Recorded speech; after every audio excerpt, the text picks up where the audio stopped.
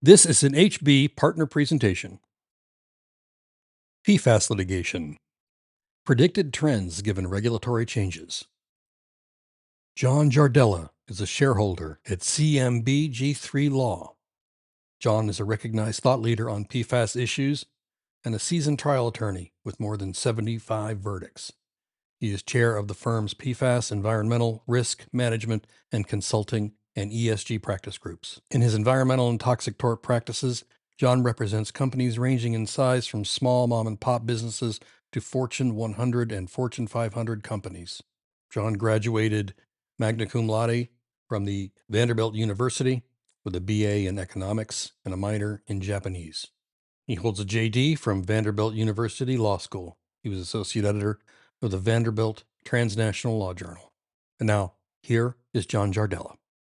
All right, thanks so much, Tom. Very much appreciate the opportunity as always. And, thanks to everyone who's joining and watching this webinar.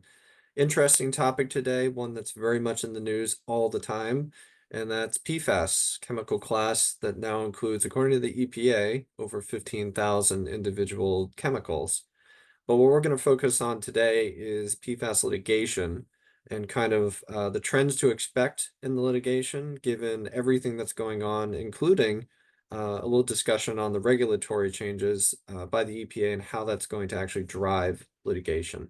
Again, we'll talk about the federal regulations, talk about the state regulations a bit, because they are quite active, the states in the PFAS realm, and they are driving litigation as well through everything that they are doing.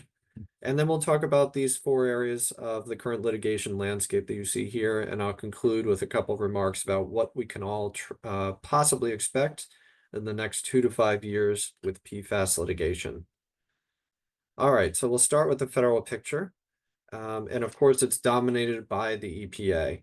And it really isn't something that I would say by now in 2024 has emerged or should shock anyone.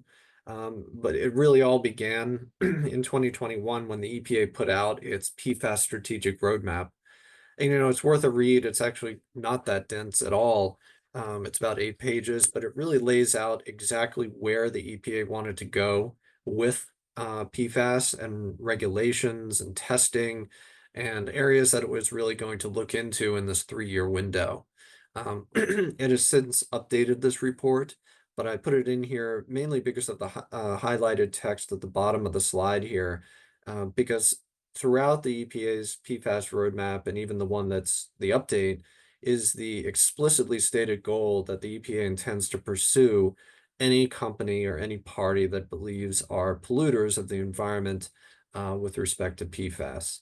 And so that's something that is not technically litigation per se. I call it an enforcement action, but those enforcement actions by the EPA very much do drive litigation, as we'll get into in just a minute.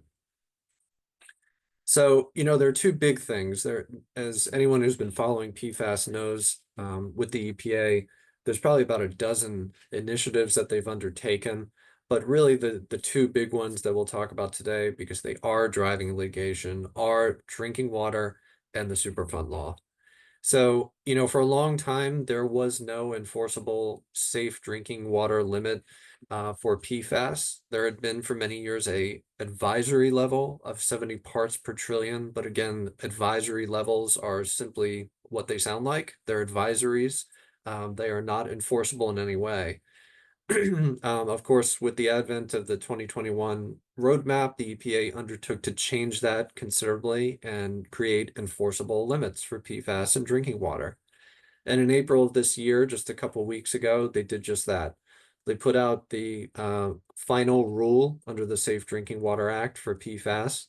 And you see the limits right here on the slide. There are five PFAS that are regulated, and they differ slightly, but 2 of them have 4 parts per trillion, and 3 of them have 10 parts per trillion.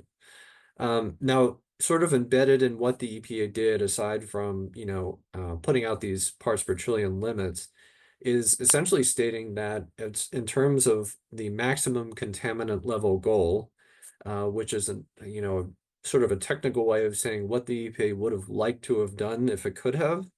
is that the EPA would have said there's no safe level for any of these particular PFAS listed on the screen right here. So in other words, what they would have preferred to do is create a 0 parts per trillion limit.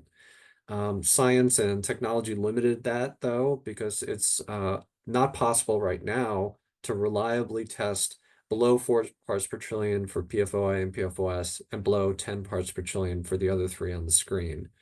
So the technological limits sort of force the EPA's hand unless we have the limits that we have today. Um, Also embedded in the extremely lengthy rule that the EPA put out is the statement that you see at the bottom of the slide. And it's critical and will play a vital role in litigation, I believe, for years to come, because they're making some key statements here about the carcinogenicity of particular PFAS. And, key to me anyway, as an attorney, especially on the defense side, is the statement that there's, quote, no safe dose below which either chemical is considered safe. If you're familiar with any other toxic tort litigation, benzene, lead, asbestos, PCBs, you name it, and personal injury, those are the types of statements that ring true in the courtrooms in litigation when these cases are litigated. That's something very much that plaintiffs' attorneys and their experts like to parrot during their testimony. And, it does have jury influence for sure. When people hear the EPA saying that type of thing, it carries weight. So it will certainly be something that will come up in the PFAS litigation as well.